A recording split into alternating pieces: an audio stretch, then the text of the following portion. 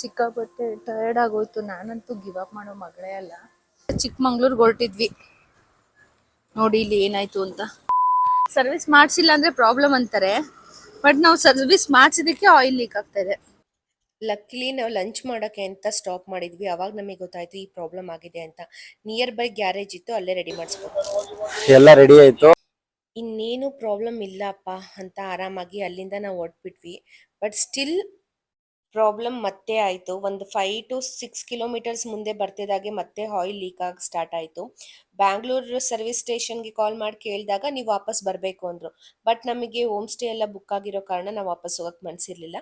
So near by ಹಾಸನ್ನೇ ಇರೋದು, ಹಾಸನ್ ಅವ್ರದ್ದು service ಸ್ಟೇಷನ್ದು contact number ಎತ್ಕೊಂಡು ನಾವು ಅಲ್ಲಿಗೆ ಹೊರಟ್ವಿ. ಅವರು ಕ್ಲೋಸಿಂಗ್ ಟೈಮ್ ಅಂತ ಹೇಳಿದ್ರು, ಬಟ್ ಸ್ಟಿಲ್ ಏನೂ ಮಾಡೋಕ್ಕಾಗಲ್ಲ. ತುಂಬಾ ಸ್ಪೀಡಾಗೆ ಓಡಿಸ್ಕೊಂಡು ಹೋದ್ವಿ, ಯಾಕಂದರೆ ಅವ್ರು ಯಾರೂ ಇರಲ್ಲ ಅಂತ ಹೇಳಿದ್ರು. ಸಿಕ್ಕಾಪಟ್ಟೆ ಟಯರ್ಡ್ ಆಗೋಯ್ತು. ನಾನಂತೂ ಗಿವ್ ಅಪ್ ಮಾಡೋ ಮಗಳೇ ಅಲ್ಲ. ನನ್ನ ಮುಖದಲ್ಲಿ ಖುಷಿ, ಬೇಜಾರು, ನೋವು ಎಲ್ಲ ಇದೆ, ಯಾಕಂದ್ರೆ finally it's getting ready.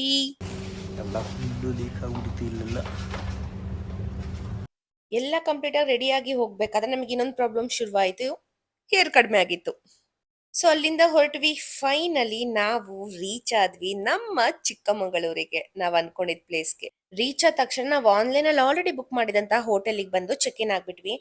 Online ಅಲ್ಲಿ ಯಾವ ತರ ಇತ್ತು ಫೋಟೋಸ್, ಅದೇ ತರ ಹೋಟೆಲ್ ರೂಮ್ ಕೂಡ ಇತ್ತು. ನನಗಂತೂ ಸಿಕ್ಕಾಪಟ್ಟೆ ಸಮಾಧಾನ ಆಯ್ತು. ಮಾರ್ನಿಂಗ್ ಟು ಈವ್ನಿಂಗ್ ಏನಾಗಿತ್ತು ಅಂತ ನೀವೇ ನೋಡಿದ್ರಲ್ಲ. ಸದ್ಯಕ್ಕೆ ಹೋಟೆಲ್ ರೂಮ್ ನೋಡಿ ತುಂಬಾನೇ ಖುಷಿ ಆಯ್ತು. ಮತ್ತೊಮ್ಮೆ ಸಿಗ್ತೀನಿ ಚಿಕ್ಕಮಂಗ್ಳೂರ್ ಸೀರೀಸ್ ಜೊತೆಗೆ. ಅಲ್ಲಿವರೆಗೂ ನೀವೇನ್ ಮಾಡ್ಬೇಕು, ಪೇಜ್ನ ಫಾಲೋ ಮಾಡ್ಕೋಬೇಕು.